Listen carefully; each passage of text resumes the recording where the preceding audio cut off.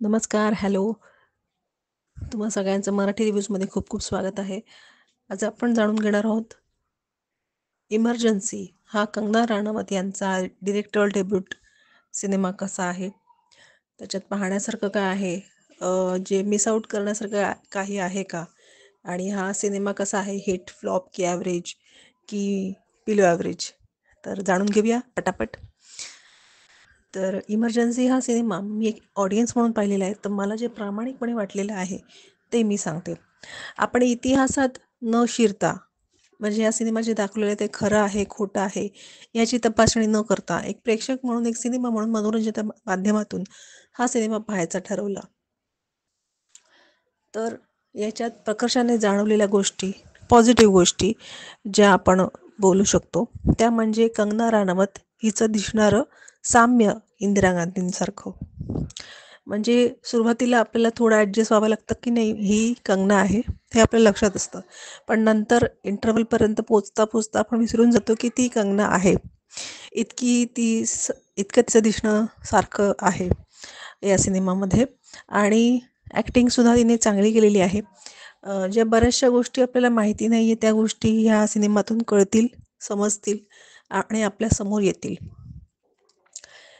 एक व्यक्तीला जेव्हा पॉवर मिळते, खूप मोठ्या प्रमाणात पॉवर मिळते, आणि नंतर ती पॉवर तिच्या डोक्यात जाऊ लागते, त्यानंतर ती व्यक्ती चुकते, चुकीची डिसिजन घेते, आणि चुकीचे डिसिजन घेतल्यानंतर तिचा कसा ऱ्हास होऊ लागतो, म्हणजे ती कशी खाली येऊ शकते, हे यात दिसलेलं आहे. तसंच चुकली ह्याची जाणीव होऊन त्याचा पश्चाताप होतो, आणि पश्चाताप नंतर ज्या व्यक्तींमुळे आपण चुकतोय ते व्यक्तींना दूर ठेवणं किती गरजेचं आहे हे यात दिसतं, आणि त्याच्यातून आपण सुधारणं सुद्धा गरजेचं आहे, आणि ती सुधारणा करायचा प्रयत्न चालू होणं हे या सिनेमात दिसतं.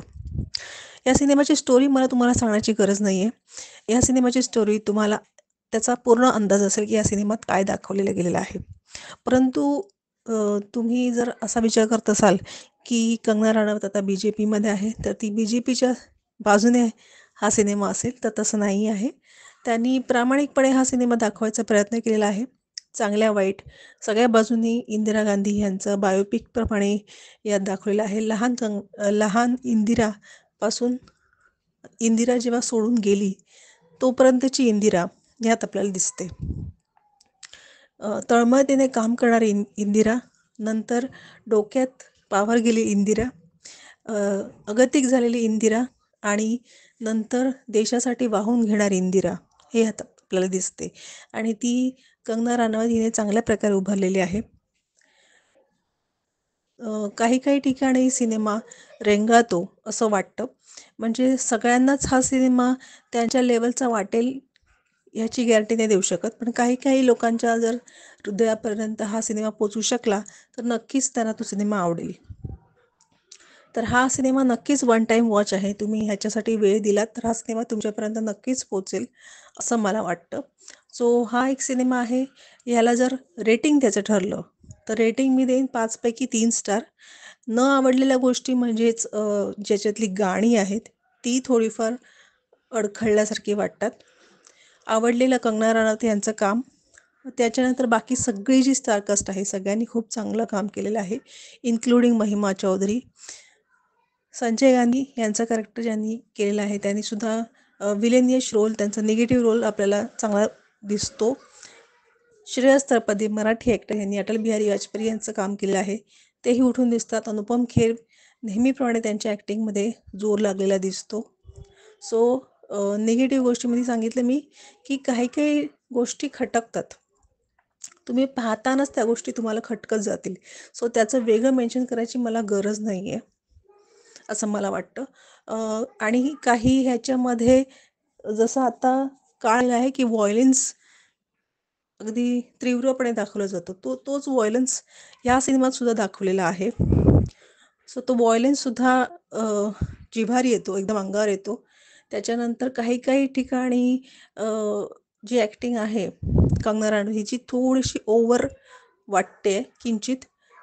त्याच्यानंतर त्यातली गाणी, ह्या 3-4 गोष्टी आहेत ज्या तुम्ही थोडंसं बायपास करू शकलं तर हा सिनेमा नक्कीच तुम्ही एन्जॉय करू शकाल असं मला वाटतं. सो तुम्ही एक ह्या गोष्टीबद्दल तुम्हाला माहिती नसेल तर माहिती म्हणून या सिनेमा नक्कीच पाहू शकता असं मला वाटतं. याच्यात बऱ्यापैकी खर्च केलेला आहे. याच्यात टीमचं काम दिसतं आहे, पूर्ण युनिटचं काम दिसतंय. सो नक्कीच या सिनेमाला तुम्ही वेळ द्याल असं मला वाटतं.